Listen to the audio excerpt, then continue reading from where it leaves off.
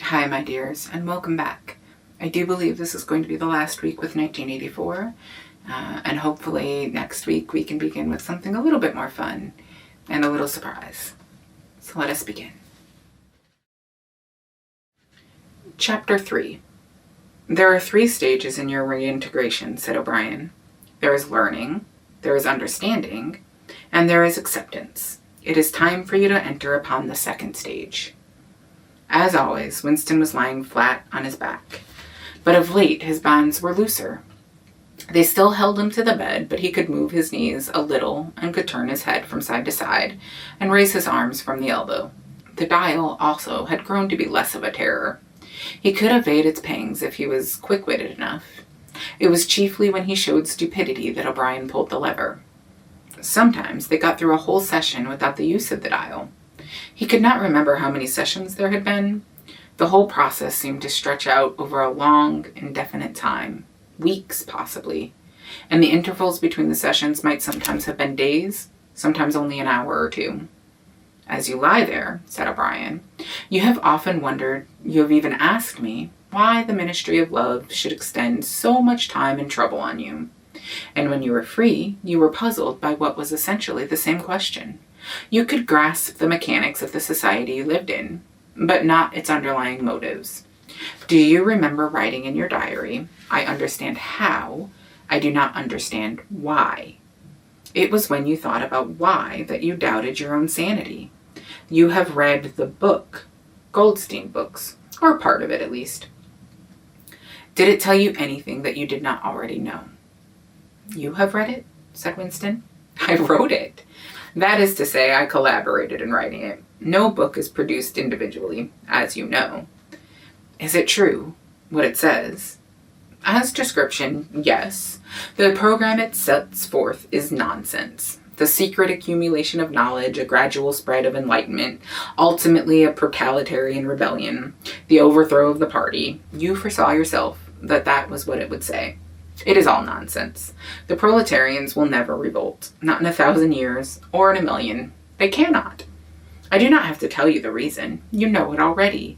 If you have ever cherished any dreams of violent insurrection, you must abandon them. There is no way in which the party can be overthrown. The rule of the party is forever. Make that the starting point of your thoughts. He came closer to the bed. Forever, he repeated. And now, let us get back to the question of how and why. You understand well enough how the party maintains itself in power. Now tell me why he clings to power. What is our motive? Why should we want power? Go on, speak, he added as Winston remained silent. Nevertheless, Winston did not speak for another moment or 2. A feeling of weariness had overwhelmed him. The faint, mad gleam of enthusiasm had come back into O'Brien's face. He knew in advance what O'Brien would say, that the party did not seek power for its own ends, but only for the good of the majority.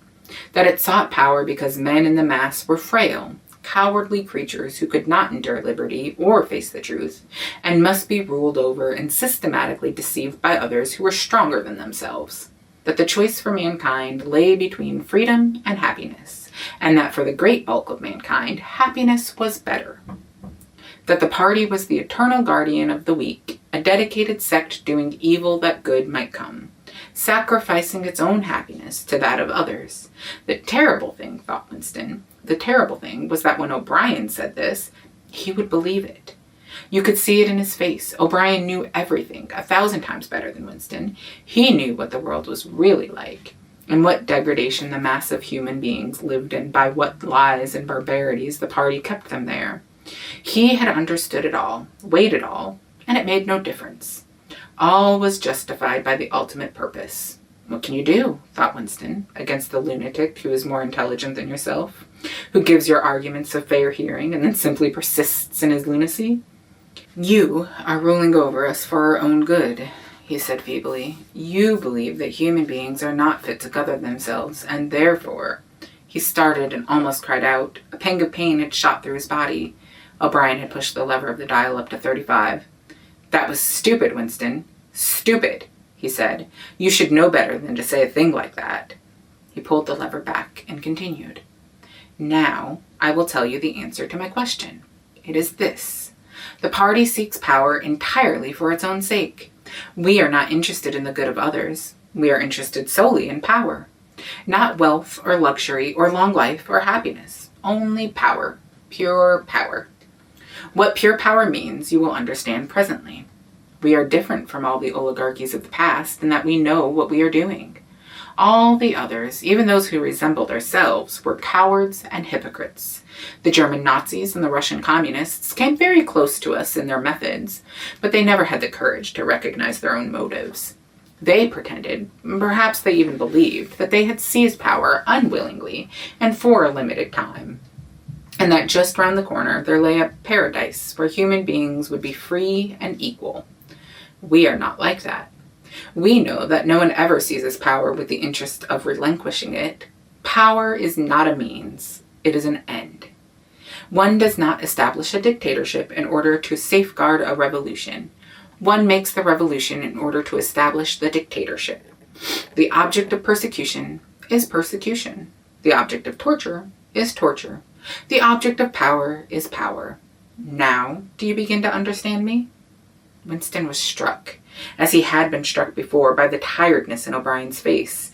It was strong and fleshy and brutal. It was full of intelligence and a sort of controlled passion before which he felt himself helpless, but it was tired. There were pouches under the eyes. The skin sagged from the cheekbones. O'Brien leaned over him, deliberately bringing the worn face nearer. You are thinking, he said, that my face is old and tired. You are thinking that I talk of power, and yet I am not even able to prevent the decay of my own body. Can you not understand, Winston, that the individual is only a cell?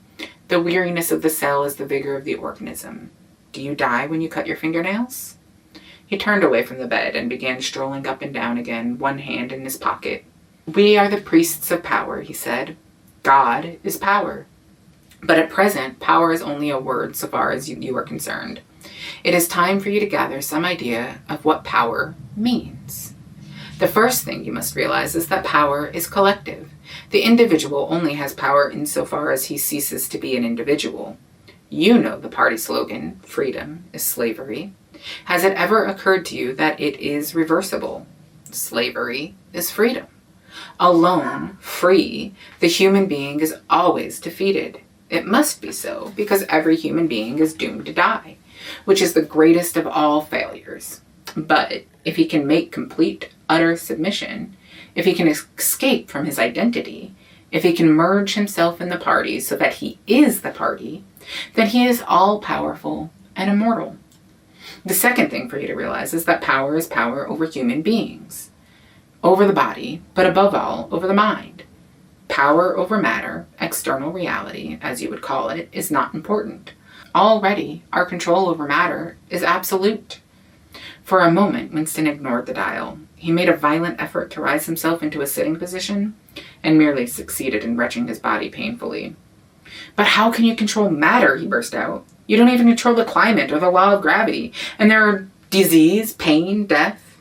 O'Brien silenced him by a movement of the hand. We control matter because we control the mind. Reality is inside the skull. You will learn by degrees, Winston. There is nothing that we could not do. Invisibility, levitation, anything. I could float off this floater like a soap bubble if I wished to. I do not wish to because the party does not wish it. You must get rid of those 19th century ideas about the laws of nature. We make the laws of nature. But you do not. You are not even masters of this planet. What about Eurasia and East Asia? You have not conquered them yet. Unimportant. We shall conquer them when it suits us. And if we did not, what difference would it make? We can shut them out of existence. Oceania is the world.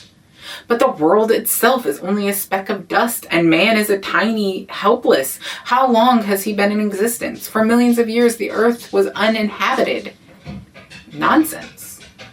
The earth is as old as we are. No older. How could it be older? Nothing exists except through human consciousness. But the rocks are full of the bones of extinct animals, mammoths and mastodons and enormous reptiles which lived here long before man was ever heard of. Have you ever seen those bones, Winston? Of course not. 19th century biologists invented them.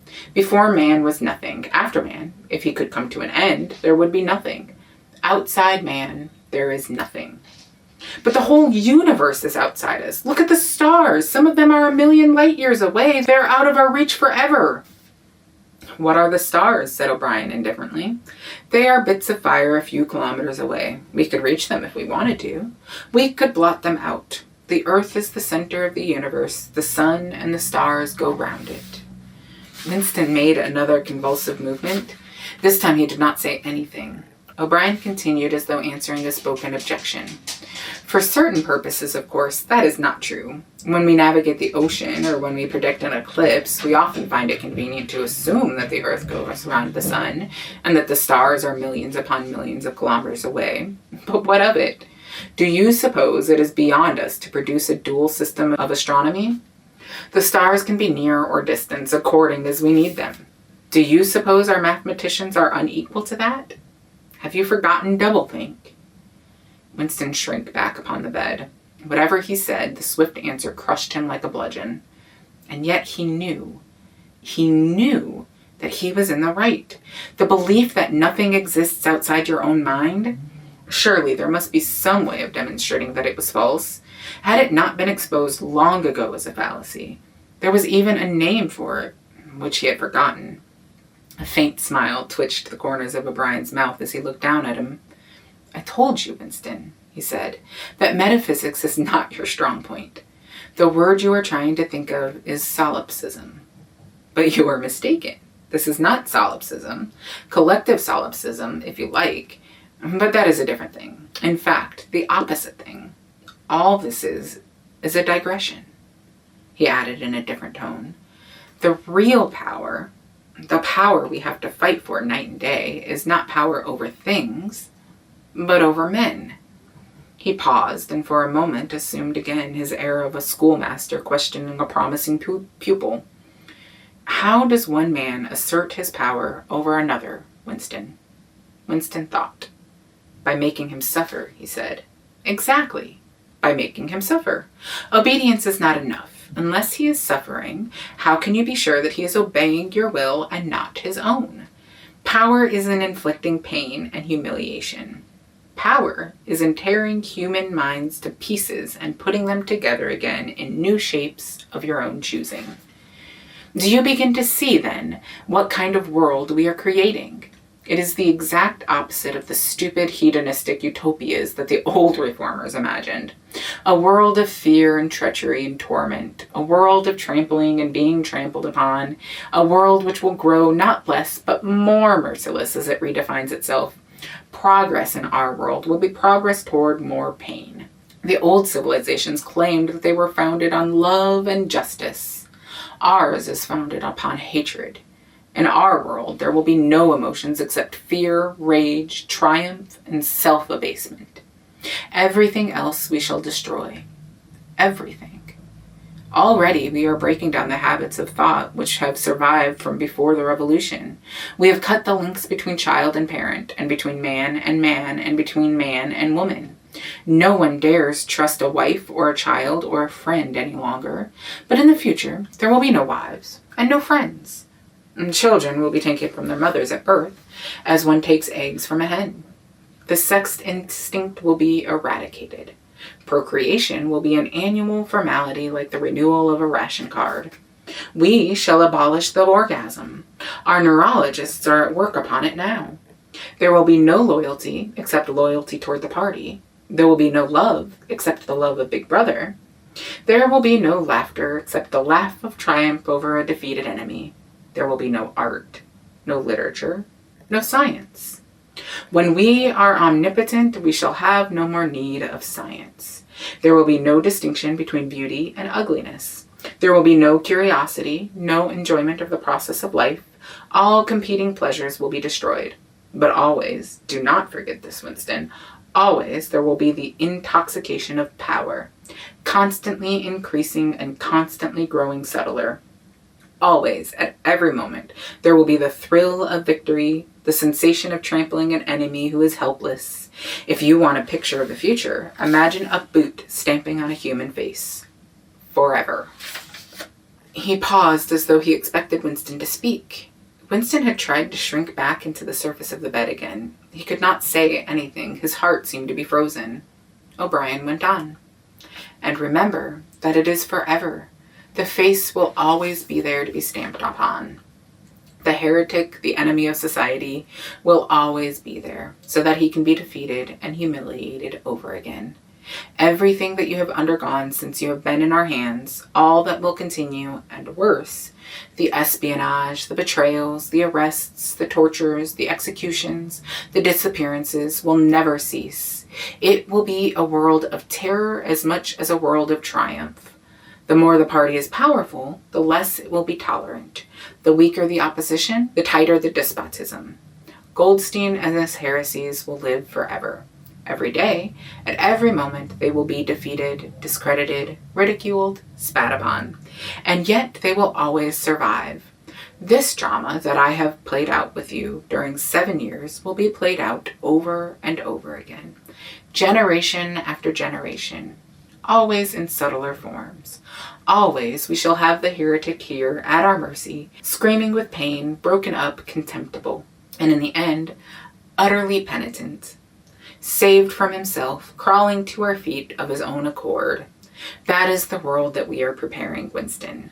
A world of victory after victory, triumph after triumph after triumph. An endless pressing upon the nerve of power. You are beginning, I can see, to realize what that world will be like.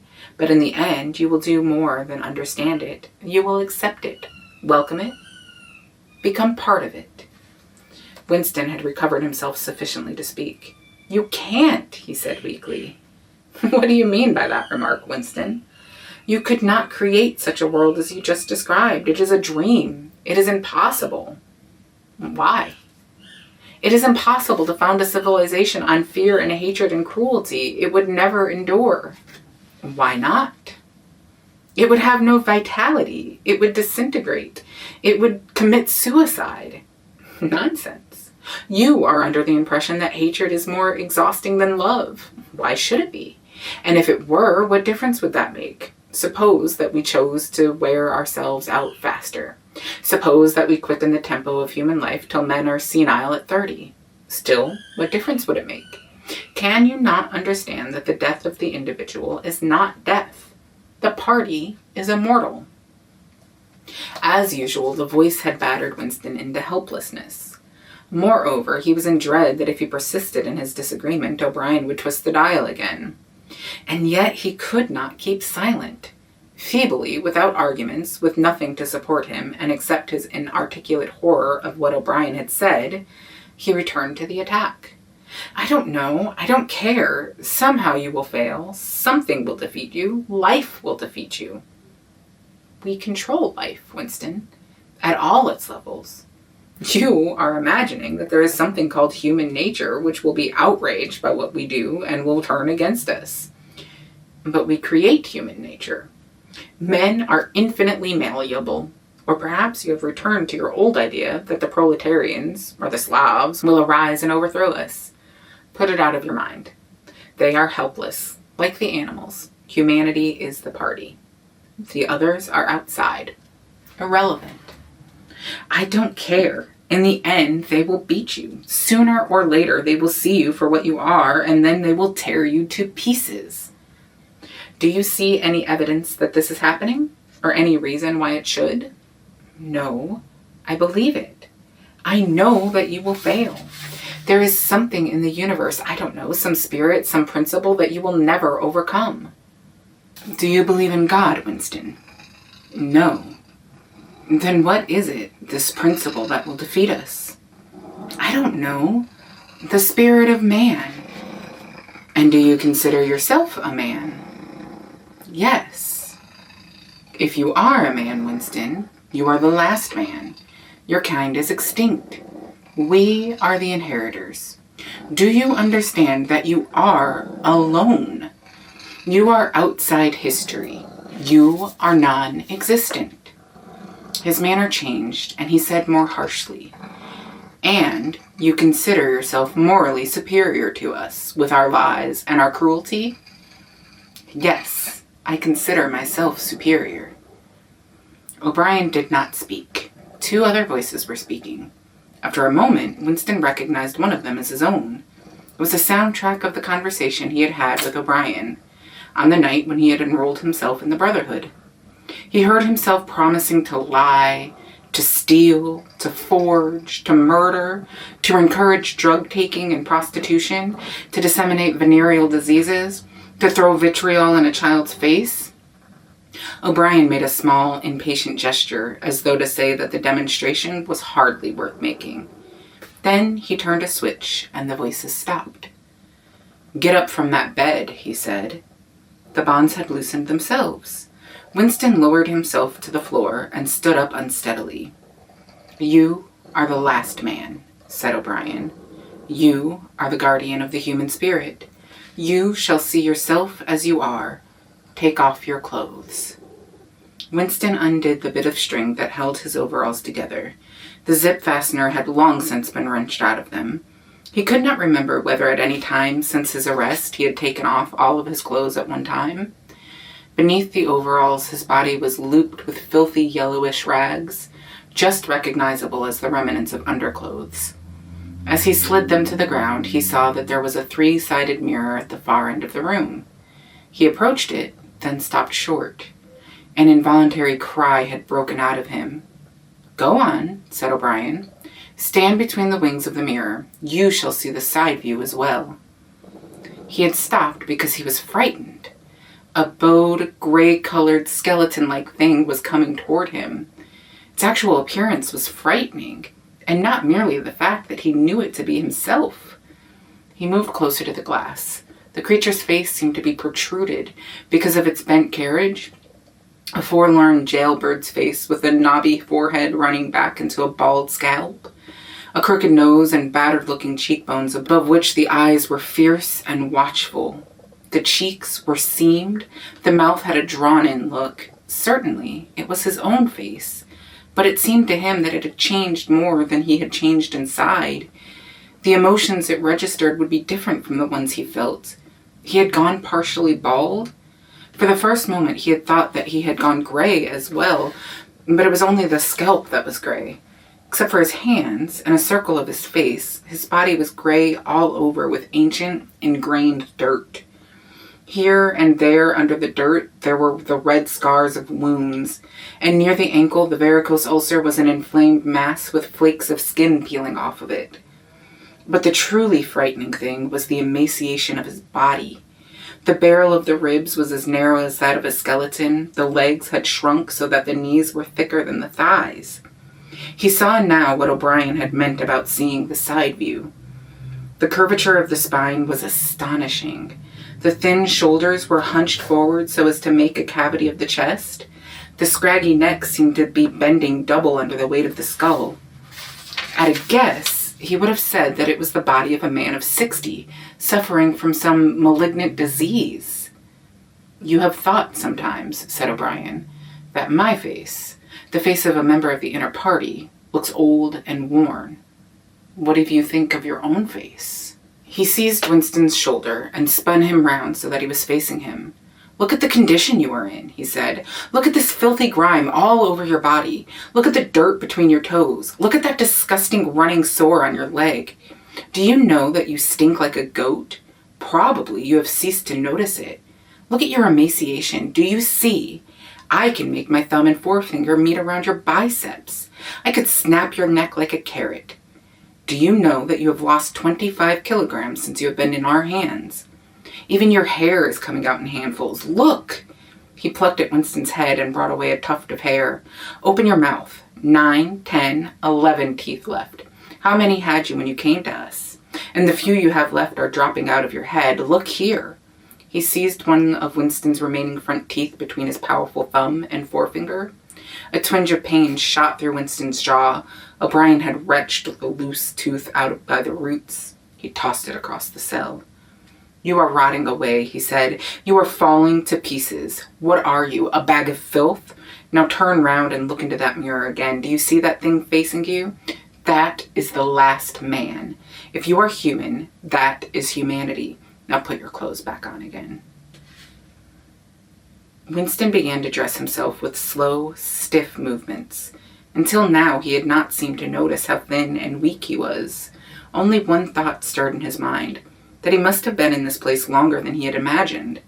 Then suddenly, as he fixed the miserable rags round himself, a feeling of pity for his ruined body overcame him. Before he knew what he was doing, he had collapsed onto a small stool that stood beside the bed and burst into tears. He was aware of his ugliness, his gracelessness, a bundle of bones and filthy underclothes sitting weeping in the harsh white light, but he could not stop himself. O'Brien laid a hand on his shoulder, almost kindly. "It will not last forever," he said. "You can escape from it whenever you choose. Everything depends on yourself." "You did it," sobbed Winston. "You reduced me to this state." "No, Winston. You reduced yourself to it. This is what you accepted when you set yourself up against the party. It was all contained in that first act. Nothing has happened that you did not foresee." He paused, and then he went on. "We have beaten you, Winston. We have broken you up. You have seen what your body is like. Your mind is in the same state. I do not think there can be much pride left in you. You have been kicked and flogged and insulted. You have screamed with pain. You have rolled on the floor in your own blood and vomit. You have whimpered for mercy. You have betrayed everybody and everything. Can you think of a single degradation that has not happened to you?" Winston had stopped weeping. Though the tears were still oozing out of his eyes, he looked up at O'Brien. "I have not betrayed Julia," he said. O'Brien looked down at him thoughtfully. "No," he said. "No, that is perfectly true. You have not betrayed Julia." The peculiar reverence for O'Brien, which nothing seemed able to destroy, flooded Winston's heart again. How intelligent, he thought. How intelligent! Never did O'Brien fail to understand what was said to him. Anyone else on earth would have answered promptly that he had betrayed Julia. For what was it had they not screwed out of him under the torture? He had told them everything he knew about her habits, her character, her past life.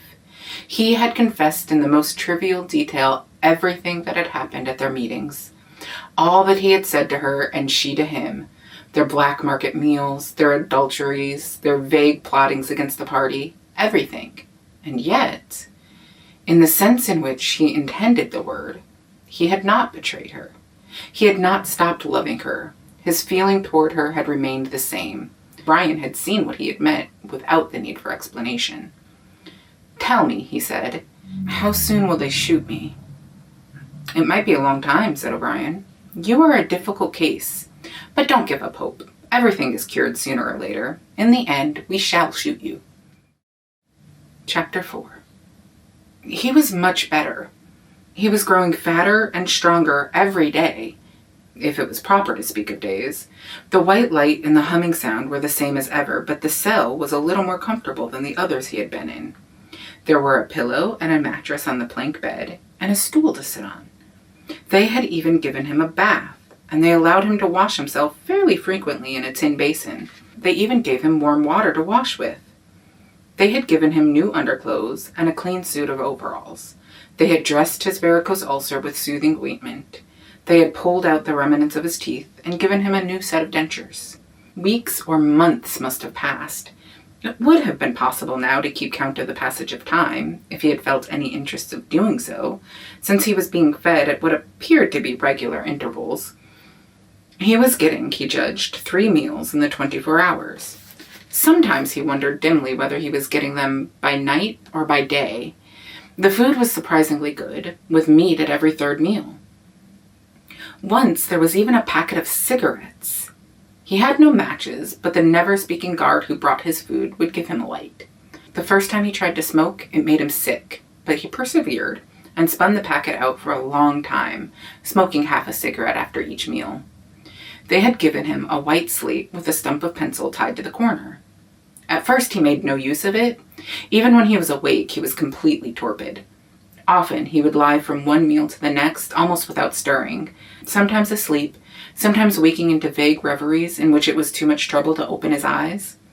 It seemed to make no difference, except that one's dreams were more coherent. He dreamed a great deal all through this time, and they were always happy dreams. He was in the Golden Country, or he was sitting among enormous, glorious, sunlit ruins with his mother, with Julia, with O'Brien, not doing anything, merely sitting in the sun, talking of peaceful things.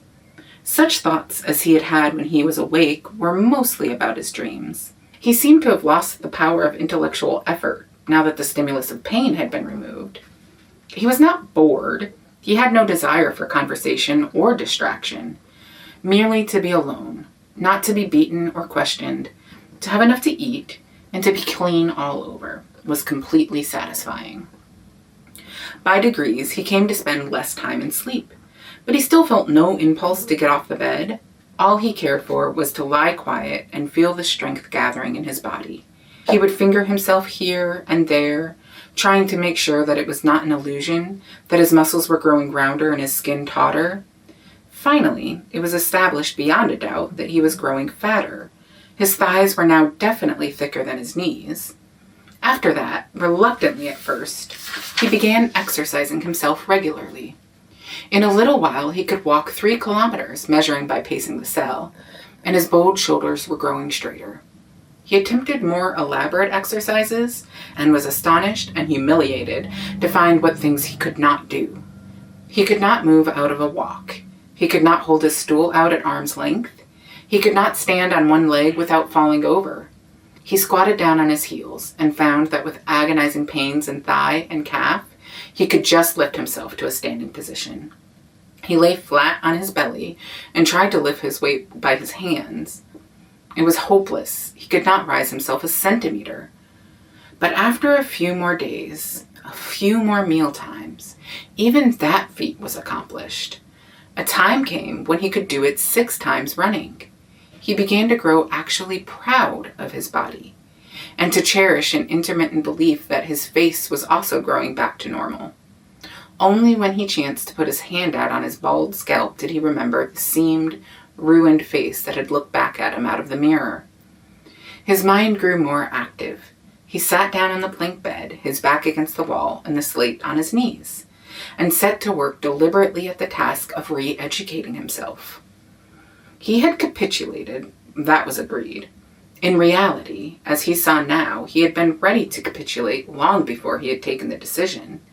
From the moment when he was inside the Ministry of Love, and yes, even during those minutes when he and Julia had stood helpless while the iron voice from the telescreen told them what to do, he had grasped the frivolity, the shallowness of his attempt to set himself up against the power of the party. He knew now that for 7 years the thought police had watched him like a beetle under a magnifying glass. There was no physical act, no word spoken aloud that they had not noticed, no train of thought that they had not been able to infer. Even the speck of whitish dust on the cover of his diary they had carefully replaced.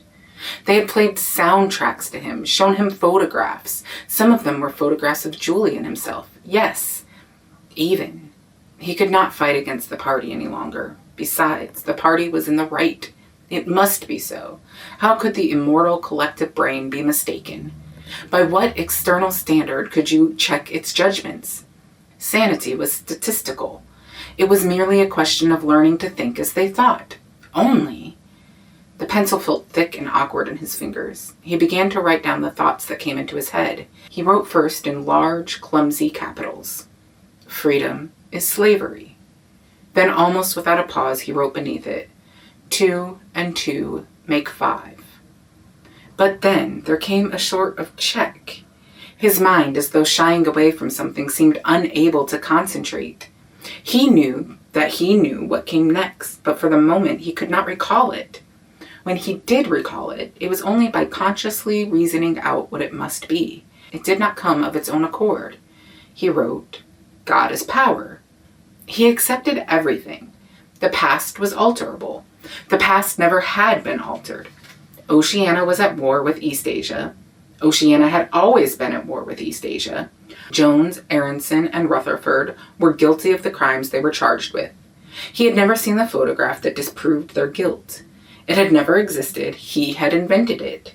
He remembered remembering contrary things, but those were false memories, products of self-deception. How easy it all was. Only surrender and everything else followed. It was like swimming against a current that swept you backwards however hard you struggled, and then suddenly deciding to turn around and go with the current instead of opposing it. Nothing had changed except your own attitude. The predestined thing happened in any case. He hardly knew why he had ever rebelled. Everything was easy. Except anything could be true. The so-called laws of nature were nonsense. The law of gravity was nonsense. If I wished, O'Brien had said, I could float off this floor like a soap bubble. Winston worked it out. If he thinks he floats off the floor, and if I simultaneously think I see him do it, then the thing happens. Suddenly, like a lump of submerged wreckage breaking the surface of water, the thought burst into his mind. It doesn't really happen. We imagine it. It is hallucination. He pushed the thought under instantly. The fallacy was obvious. It presupposed that somewhere or other outside oneself there was a real world where real things happened. But how could there be such a world? What knowledge we have of anything save through our own minds? All happenings are in the mind. Whatever happens in all minds truly happens. He had no difficulty in disposing of the fallacy, and he was in no danger of succumbing to it. He realized, nevertheless, that it ought never to have occurred to him. The mind should develop a blind spot wherever a dangerous thought presented itself. The process should be automatic, instinctive. Crime Stop, they called it in Newspeak. He set to work to exercise himself in Crime Stop. He presented himself with propositions. The party says the earth is flat. The party says that ice is heavier than water, and trained himself in not seeing or not understanding the arguments that contradicted them. It was not easy. It needed great powers of reasoning and improvisation.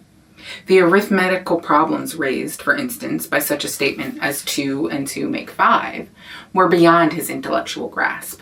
It needed also a sort of athleticism of mind, an ability at one moment to make the most delicate use of logic, and at the next to be unconscious of the crudest logical errors. Stupidity was as necessary as intelligence, and as difficult to attain. All the while, with one part of his mind, he wondered how soon they would shoot him. Everything depends on yourself, O'Brien had said, but he knew that there was no conscious act by which he could bring it nearer. It might be 10 minutes hence, or 10 years. They might keep him for years in solitary confinement. They might send him to a labor camp. They might release him for a while, as they sometimes did. It was perfectly possible that before he was shot, the whole drama of his arrest and interrogation would be enacted all over again. The one certain thing was that death never came at an expected moment. The tradition, the unspoken tradition, somehow you knew it, though you never heard it said, was that they shot you from behind, always in the back of the head, without warning, as you walked down a corridor from cell to cell. One day, but one day was not the right expression. Just as probably it was in the middle of the night. Once, he fell into a strange, blissful reverie. He was walking down the corridor, waiting for the bullet. He knew that it was coming in another moment. Everything was settled, smoothed out, reconciled. There were no more doubts, no more arguments, no more pain, no more fear. His body was healthy and strong. He walked easily, with a joy of movement and with a feeling of walking in sunlight. He was not any longer in the narrow white corridors of the Ministry of Love. He was in the enormous, sunlit passage, a kilometer wide, down which he had seemed to walk in the delirium induced by drugs. He was in the golden country, following the foot track across the old rabbit-cropped pasture. He could feel the short, springy turf under his feet and the gentle sunshine on his face. At the edge of the field were the elm trees, faintly stirring, and somewhere beyond that was the stream where the dace lay in the green pools under the willows. Suddenly, he started up with a shock of horror. Sweat broke out on his backbone. He had heard himself cry aloud, "Julia, Julia, Julia, my love, Julia!" For a moment, he had an overwhelming hallucination of her presence. She had seemed to be not merely with him, but inside him. It was as though she had got into the texture of his skin. In that moment, he had loved her far more than he had ever done when they were together and free. Also, he knew that somewhere or other she was still alive and needed his help. He lay back on the bed and tried to compose himself. What had he done? How many years had he added to his servitude by that moment of weakness? In another moment, he would hear the tramp of boots outside. They could not let such an outburst go unpunished. They would know now, if they had not known before, that he was breaking the agreement he had made with them. He obeyed the party, but he still hated the party. In the old days, he had hidden a heretical mind beneath an appearance of conformity. Now he had retreated a step further. In the mind, he had surrendered, but he had hoped to keep the inner heart inviolate. He knew that he was in the wrong, and he preferred to be in the wrong. They would understand that. O'Brien would understand it. It was all confessed in that single foolish cry. He would have to start all over again. It might take years. He ran a hand over his face, trying to familiarize himself with the new shape. There were deep furrows in the cheeks. The cheekbones felt sharp, the nose flattened. Besides, since last seeing himself in the glass, he had been given a complete new set of teeth. It was not easy to preserve inscrutability when you did not know what your face looked like. In any case, more control of the features was not enough. For the first time, he perceived that if you want to keep a secret, you must also hide it from yourself. You must know all the while that it is there, but until it is needed, you must never let it emerge into your consciousness in any shape that could be given a name. From now onwards, he must not only think right, he must feel right, dream right, and all the while he must keep his hatred locked up inside him like a ball of matter which was a part of himself and yet unconnected with the rest of him, a kind of cyst. One day they would decide to shoot him. You could not tell when it would happen, but a few seconds beforehand it should be possible to guess. It was always from behind, walking down a corridor. 10 seconds would be enough. In that time, the world inside him could turn over, and then suddenly, without a word uttered, without a check in his step, without the changing of a line in his face, suddenly the camouflage would be down, and bang, would go the batteries of his hatred. Hatred would fill him like an enormous, roaring flame, and almost in the same instant, bang, would go the bullet, too late or too early. They would have blown his brain to pieces before they could reclaim it. The heretical thought would be unpolished, unrepented, out of their reach forever. They would have blown a hole in their own perfection. To die hating them, that was freedom. He shut his eyes. It was more difficult than accepting an intellectual discipline. It was a question of degrading himself, mutilating himself. He had got to plunge into the filthiest of filth. What was the most horrible, sickening thing of all? He thought of Big Brother. The enormous face, because of constantly seeing it on posters, he always thought of it as being a meter wide. With its heavy black mustache and the eyes that followed you to and fro, seemed to float into his mind of its own accord. What were his true feelings towards Big Brother? There was a heavy tramp of boots in the passage. The steel door swung open with a clang. O'Brien walked into the cell. Behind him were the waxen-faced officer and the black uniformed guards. "Get up," said O'Brien. "Come here." Winston stood opposite him. O'Brien took Winston's shoulder between his strong hands and looked at him closely. "You have had thoughts of deceiving me," he said. "That was stupid. Stand up straighter. Look me in the face." He paused and went on in a gentler tone. "You are improving. Intellectually, there is very little wrong with you. It is only emotionally that you have failed to make progress. Tell me, Winston, and remember, no lies. You know that I am always able to detect a lie. Tell me, what are your true feelings towards Big Brother?" "I hate him." "You hate him. Good. Then the time has come for you to take the last step. You must love Big Brother. It is not enough to obey him. You must love him."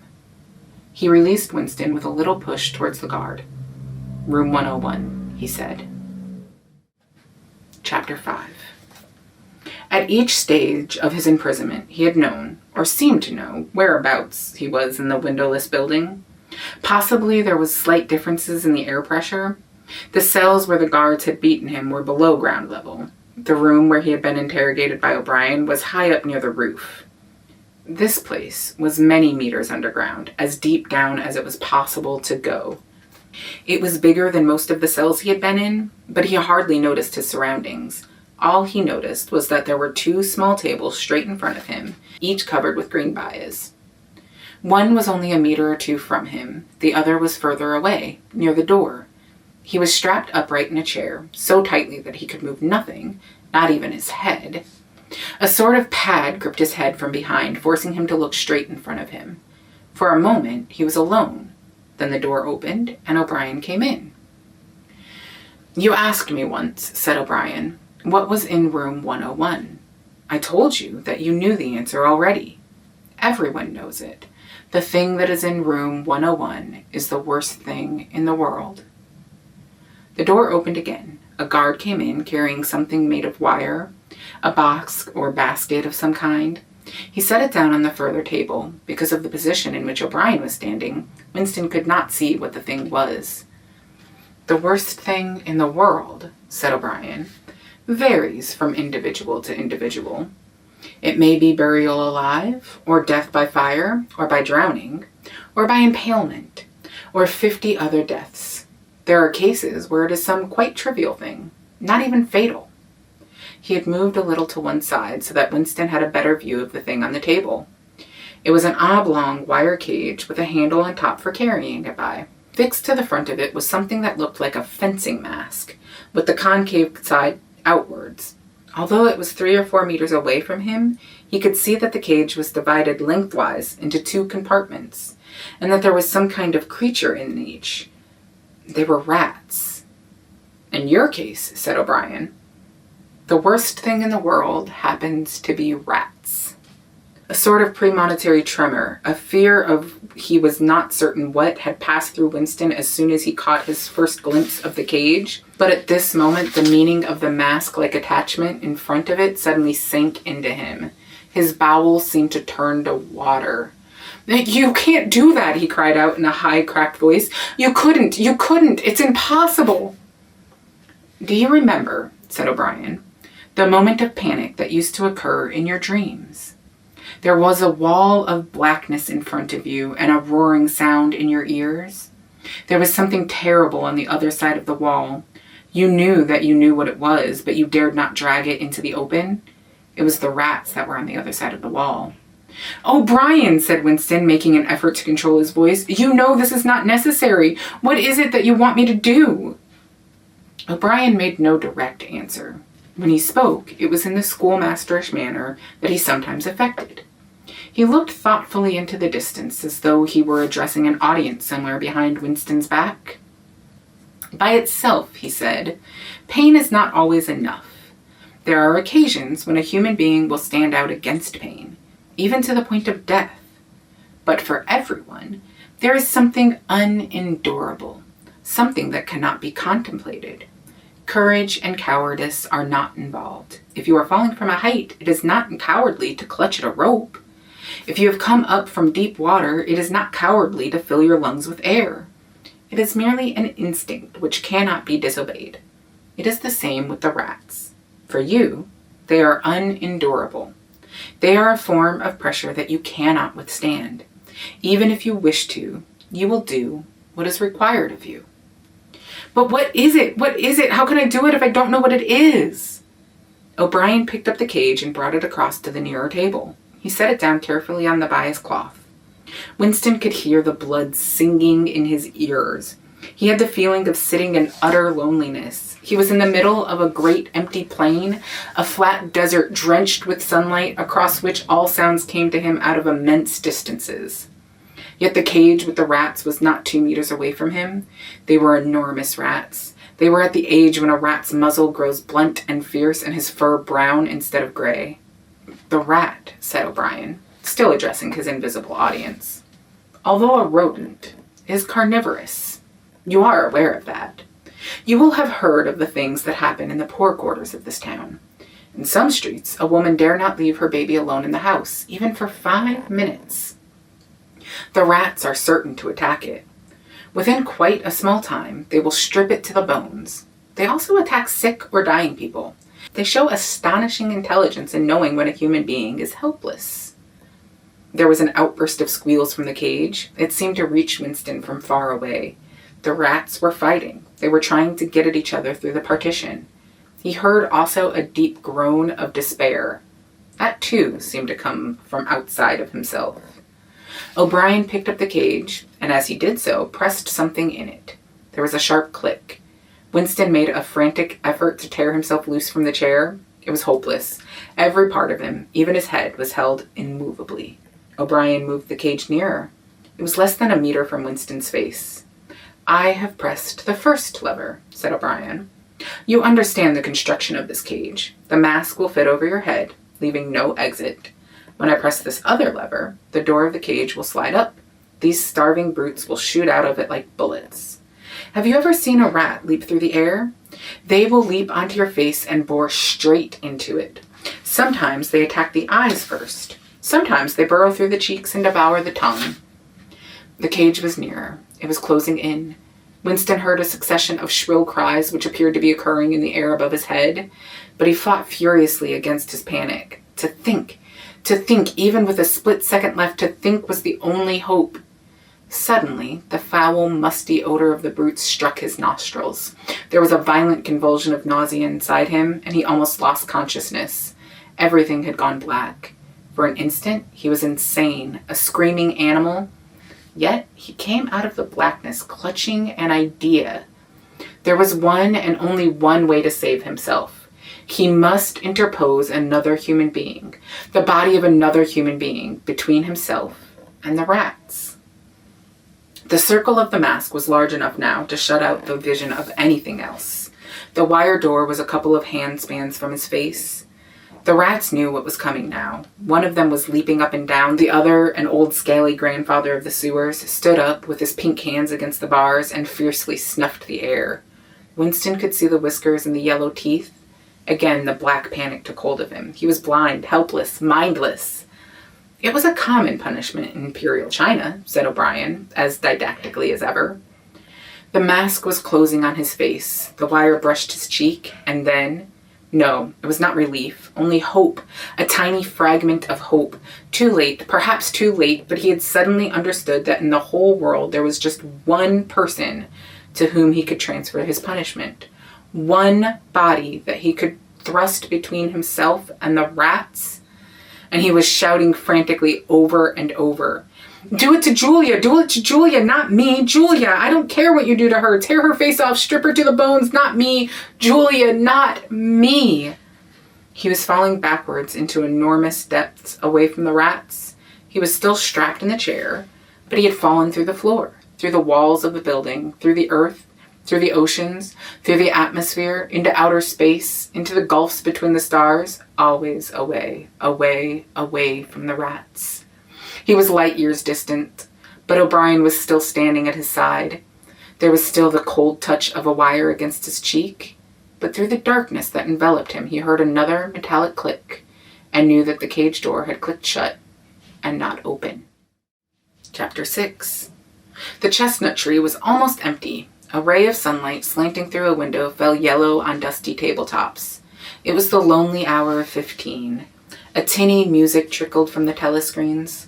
Winston sat in his usual corner, gazing into an empty glass. Now and again, he glanced up at a vast face which eyed him from the opposite wall. "Big Brother is watching you," the caption said. Unbidden, a waiter came and filled his glass up with Victory gin, shaking into it a few drops from another bottle with a quill through the cork. It was saccharine flavored with cloves, the specialty of the cafe. Winston was listening to the telescreen. At present, only music was coming out of it, but there was a possibility that at any moment there might be a special bulletin from the Ministry of Peace. The news from the African front was disquieting in the extreme. On and off he had been worrying about it all day. The Eurasian army, Oceania was at war with Eurasia, Oceania had always been at war with Eurasia, was moving southward at terrifying speed. The midday bulletin had not mentioned any definite area, but it was probable that already the mouth of the Congo was a battlefield. Brazzaville and Leopoldville were in danger. One did not have to look at a map to see what it meant. It was not only merely a question of losing Central Africa for the first time in the whole war. The territory of Oceania itself was menaced. A violent emotion, not fear exactly, but a sort of undifferentiated excitement flared up in him and then faded again. He stopped thinking about the war. In these days, he could never fix his mind on any one subject for more than a few moments at a time. He picked up his glass and drained it at a gulp. As always, it made him shudder and even retch slightly. The stuff was horrible. The cloves and saccharin, themselves disgusting enough in their sickly way, could not disguise the flat, oily smell. And what was worst of all was that the smell of gin, which dwelt with him day and night, was inextricably mixed up in his mind with the smell of those... He never named them, even in his thoughts, and so far as it was possible, he never visualized them. They were something that he was half aware of, hovering close to his face, a smell that clung to his nostrils. As the gin rose in him, he belched through purple lips. He had grown fatter since they released him, and had regained his old color. Indeed, more than regained it, his features had thickened. The skin on nose and cheekbones was coarsely red. Even the bald scalp was, too, a deep pink. A waiter, again unbidden, brought the chessboard and the current issue of the Times, with the page turned down at the chess problem. Then, seeing that Winston's glass was empty, he brought the gin bottle and filled it. There was no need to give orders. They knew his habits. The chessboard was always waiting for him. His corner table was always reserved. Even when the place was full, he had it to himself, since nobody cared to be seen sitting too close to him. He never even bothered to count his drinks.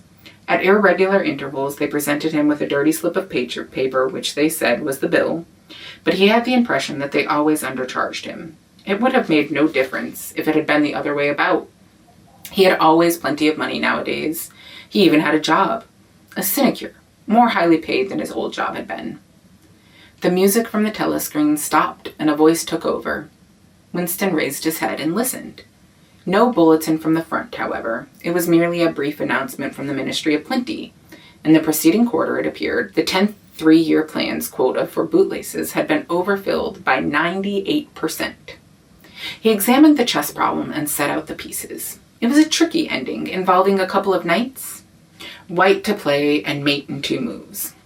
Winston looked up at the portrait of Big Brother. White always mates, he thought, with a sort of cloudy mysticism. Always, without exception, it is so arranged. In no chess problem since the beginning of the world has black ever won. Did it not symbolize the eternal, unvarying triumph of good over evil? The huge face gazed back at him, full of calm power. White always mates. The voice from the telescreen paused and added in a different and much graver tone. You are warned to stand by for an important announcement at 15:30. 15:30. This is news of the highest importance. Take care not to miss it. 15:30. The tinkling music struck up again. Winston's heart stirred. That was the bulletin from the front. Instinct told him that it was bad news that was coming. All day, with little spurts of excitement, the thought of a smashing defeat in Africa had been in and out of his mind. He seemed actually to see the Eurasian army swarming across the never-broken frontier and pouring down into the tip of Africa like a column of ants. Why had it not been possible to outflank them in some way? The outline of the West African coast stood out vividly in his mind. He picked up the white knight and moved it across the board. There was the proper spot. Even while he saw the black horde racing southward, he saw another force, mysteriously assembled, suddenly planted in their rear, cutting their communications by land and sea. He felt that by willing it, he was bringing that other force into existence. But it was necessary to act quickly. If they could get control of the whole of Africa, if they had airfields and submarine bases at the Cape, it would cut Oceania in 2. It might mean anything. Defeat, breakdown, the redivision of the world, the destruction of the party. He drew a deep breath, an extraordinary medley of feelings. But it was not a medley exactly. Rather, it was successive layers of feelings, in which one could not say which layer was undermost, struggled inside of him. The spasm passed. He put the white knight back in its place, but for the moment he could not settle down to serious study of the chess problem. His thoughts wandered again. Almost unconsciously, he traced with his finger in the dust on the table. 2 + 2 = 5.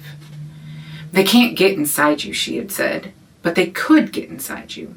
What happens to you here is forever, O'Brien had said. That was a true word. There were things, your own acts, from which you could not recover. Something was killed in your breast, burned out, cauterized out. He had seen her. He had even spoken to her. There was no danger in it. He knew as though instinctively that they now took almost no interest in his doings. He could have arranged to meet her a second time if either of them had wanted to. Actually, it was by chance that they had met. It was in the park on a vile, biting day in March, when the earth was like iron and all the grass seemed dead, and there was not a bud anywhere except a few crocuses which had pushed themselves up to be dismembered by the wind. He was hurrying along with frozen hands and watering eyes when he saw her not 10 meters away from him. It struck him at once that she had changed in some ill-defined way. They almost passed one another without a sign. Then he turned and followed her. Not very eagerly. He knew that there was no danger. Nobody would take any interest in them. She did not speak. She walked obliquely away across the grass as though trying to get rid of him, then seemed to resign herself to having him at her side.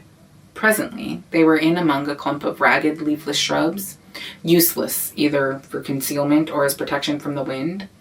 They halted. It was vilely cold. The wind whistled through the twigs and fretted the occasional dirty-looking crocuses. He put his arm round her waist. There was no telescreen, but there must be hidden microphones. Besides, they could be seen. It did not matter. Nothing mattered. They could have laid down on the ground and done that if they had wanted to. His flesh froze with horror at the thought of it. She made no response whatever to the clasp of his arm. She did not even try to disengage herself. He knew now what had changed in her. Her face was sallower, and there was a long scar, partially hidden by the hair, across her forehead and temple. But that was not the change. It was that her waist had grown thicker, and in a surprising way, had stiffened. He remembered how once, after the explosion of a rocket bomb, he had helped to drag a corpse out of some ruins, and had been astonished not only by the incredible weight of the thing, but by its rigidity and awkwardness to handle, which made it seem more like stone than flesh. Her body felt like that. It occurred to him that the texture of her skin would be quite different from what it had been once. He did not attempt to kiss her, nor did they speak.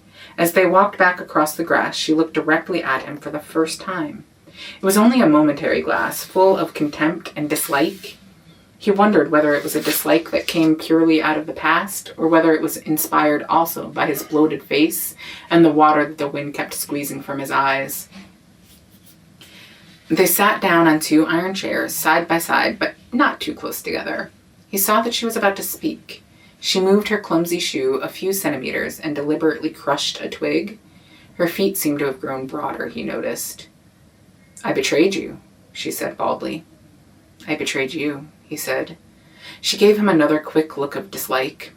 "Sometimes," she said, "they threaten you with something you can't stand up to, can't even think about, and then you say, 'Don't do it to me, do it to somebody else, do it to so-and-so,' and perhaps you might pretend afterwards that it was only a trick and that you just said it to make them stop and didn't really mean it. But that isn't true. At that time, when it happens, you do mean it. You think there's no other way of saving yourself, and you're quite ready to save yourself that way. You want it to happen to the other person. You don't give a damn what they suffer. All you care about is yourself." "All you care about is yourself," he echoed. "And after that, you don't feel the same toward the other person any longer." "No," he said, "you don't feel the same." There did not seem to be anything more to say. The wind plastered their thin overalls against their bodies. Almost at once, it became embarrassing to sit there in silence. Besides, it was too cold to keep still. She said something about catching her tube and stood up to go. "We must meet again," he said. "Yes," she said, "we must meet again." He followed irresolutely for a little distance, half a pace behind her. They did not speak again. She did not actually try to shake him off, but walked at just such a speed as to prevent him keeping abreast of her. He had made up his mind that he would accompany her as far as the tube station. But suddenly, this process of trailing along in the cold seemed pointless and unbearable. He was overwhelmed by a desire not so much to get away from Julia as to get back to the Chestnut Tree Cafe, which had never seemed so attractive as at this moment. He had a nostalgic vision of his corner table with the newspaper and the chessboard and the ever-flowing gin. Above all, it would be warm in there.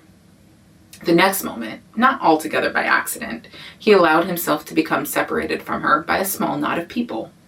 He made a half-hearted attempt to catch up, then slowed down, turned, and made off in the opposite direction. When he had gone 50 meters, he looked back. The street was not crowded, but already he could not distinguish her. Any one of a dozen hurrying figures might have been hers. Perhaps her thickened, stiffened body was no longer recognizable from behind. "At the time when it happens," she had said, "you do mean it."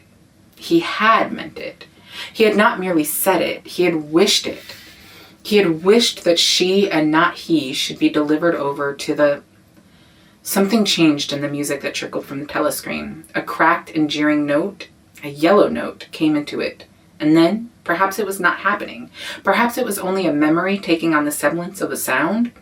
A voice was singing. "Under the spreading chestnut tree, I sold you and you sold me." The tears welled up in his eyes. A passing waiter noticed that his glass was empty and came back with the gin bottle. He took up his glass and sniffed at it. The stuff grew not less but more horrible with every mouthful he drank, but it had become the element he swam in. It was his life, his death, and his resurrection. It was gin that sank him into stupor every night, and gin that revived him every morning. When he woke, seldom before 1100, with gummed-up eyelids and fiery mouth and a back that seemed to be broken, it would have been impossible even to rise from the horizontal if it had not been for the bottle and teacup placed beside the bed overnight. Through the midday hours, he sat with glazed face, the bottle handy, listening to the telescreen. From 15 to closing time, he was a fixture in the chestnut tree. No one cared what he did any longer. No whistle woke him, no telescreen admonished him. Occasionally, perhaps twice a week, he went to a dusty, forgotten-looking office in the Ministry of Truth and did a little work, or what was called work. He had been appointed to a subcommittee of a subcommittee which had sprouted from one of the innumerable committees dealing with minor difficulties that rose in the compilation of the 11th edition of the Newspeak Dictionary. They were engaged in producing something called an interim report, but what it was that they were reporting on he had never definitely found out. It was something to do with the question of whether commas should be placed inside brackets or outside. There were 4 others on the committee, all of them persons similar to himself. There were days when they assembled and then promptly dispersed again, frankly admitting to one another that there was not really anything to be done. But there were other days when they settled down to their work almost eagerly, making a tremendous show of entering up their minutes and drafting long memoranda which were never finished. When the argument as to what they were supposedly arguing about grew extraordinarily involved and abstruse, with subtle hagglings over definitions, enormous digressions, quarrels, threats, even to appeal to higher authority, and then suddenly the life would go out of them and they would sit round the table looking at one another with extinct eyes, like ghosts fading at cockcrow. The telescreen was silent for a moment. Winston raised his head again. The bulletin! But no. They were merely changing the music. He had the map of Africa behind his eyelids. The movement of the armies was a diagram, a black arrow tearing vertically southward, and a white arrow tearing horizontally eastward across the tail of the first. As though for reassurance, he looked up at the impenetrable face in the portrait. Was it conceivable that the second arrow did not even exist? His interest flagged again. He drank another mouthful of gin, picked up the white knight, and made a tentative move. Check. But it was evidently not the right move, because, uncalled, a memory floated into his mind. He saw a candlelit room with a vast white counterpane bed, and himself, a boy of 9 or 10, sitting on the floor, shaking a dice box and laughing excitedly. His mother was sitting opposite him, and also laughing. It must have been about a month before she disappeared. It was a moment of reconciliation, when the nagging hunger in his belly was forgotten and his earlier affection for her had temporarily revived. He remembered the day well, a pelting, drenching day when the water streamed down the window pane and the light indoors was too dull to read by. The boredom of the 2 children in the dark, cramped bedroom became unbearable. Winston whined and grizzled, made futile demands for food, fretted about the room, pulling everything out of place and kicking the wainscoting until the neighbors banged on the wall, while the younger child wailed intermittently. In the end, his mother had said, Now be good, and I'll buy you a toy. A lovely toy. You'll love it." And then she had gone out in the rain to a little general shop which was still sporadically open nearby, and came back with a cardboard box containing an outfit of snakes and ladders. He could still remember the smell of the damp cardboard. It was a miserable outfit. The board was cracked and the tiny wooden dice were so ill-cut that they would hardly lie on their sides. Winston looked at the thing sulkily and without interest. But then his mother lit a piece of candle and they sat down on the floor to play. Soon he was wildly excited and shouting with laughter as the tiddlywinks climbed hopefully up the ladders and then came slithering down the snakes again, almost back to the starting point. They played 8 games, winning 4 each. His tiny sister, too young to understand what the game was about, had sat propped up against a bolster, laughing because the others were laughing. For a whole afternoon they had all been happy together, as in his earlier childhood. He pushed the picture out of his mind. It was a false memory. He was troubled by false memories occasionally. They did not matter so long as one knew them for what they were. Some things had happened, other things had not happened. He turned back to the chessboard and picked up the white knight again. Almost in the same instant it dropped onto the board with a clatter. He had started as though a pin had run into him. A shrill trumpet call had pierced the air. It was the bulletin. Victory! It always meant victory when a trumpet call preceded the news. A sort of electric thrill ran through the cafe. Even the waiters had started and pricked up their ears. The trumpet call had let loose an enormous volume of noise. Already an excited voice of gabbling from the telescreen, but even as it started it was almost drowned by a roar of cheering from outside. The news had run round the streets like magic. He could hear just enough of what was issuing from the telescreen to realize that it had all happened as he had foreseen. A vast seaborne armada secretly assembled and suddenly blow into the enemy's rear, the white air tearing across the tail of the black. Fragments of triumphant phrases pushed themselves through the din. Vast strategic maneuver. Perfect coordination. Utter rout. 500,000 prisoners. Complete demoralization. Control of the whole of Africa. Bring the war within measurable distance of its end. Victory. Greatest victory in human history. Victory, victory, victory. Under the table, Winston's feet made convulsive movements. He had not stirred from his seat, but his mind was running, swiftly running. He was with the crowds outside, cheering himself deaf. He looked up again at the portrait of Big Brother, the colossus that bestrode the world, the rock against which the hordes of Asia dashed themselves in vain. He thought how 10 minutes ago, yes, only 10 minutes, there had still been equivocation in his heart as he wondered whether the news from the front would be of victory or defeat. Ah, it was more than a Eurasian army that had perished. Much had changed in him since the first day in the Ministry of Love, but the final, indispensable healing change had never happened. Until this moment. The voice from the telescreen was still pouring forth its tale of prisoners and booty and slaughter, but the shouting outside had died down a little. The waiters were turning back to their work. One of them approached with the gin bottle. Winston, sitting in a blissful dream, paid no attention as his glass was filled up. He was not running or cheering any longer. He was back in the Ministry of Love, with everything forgiven, his soul white as snow. He was in the public dock, confessing everything, implicating everybody. He was walking down the white tiled corridor with the feeling of walking in sunlight, an armed guard at his back. The long-hoped-for bullet was entering his brain. He gazed up at the enormous face. 40 years it had taken him to learn what kind of smile was hidden beneath the dark mustache. Oh, cruel, needless misunderstanding. Oh, stubborn, self-willed exile from the loving breast. 2 gin-scented tears trickled down the sides of his nose. But it was all right. Everything was all right. The struggle was finished. He had won the victory over himself. He loved Big Brother. The end. And with that, my dears, we are finished with 1984, and I hope to pick up next week with something a little bit more fun, and I think we're going to start it off with something special. I have a few ideas with what I would like to do, so I hope you come back, and I hope you enjoy. Have a good night. Goodbye.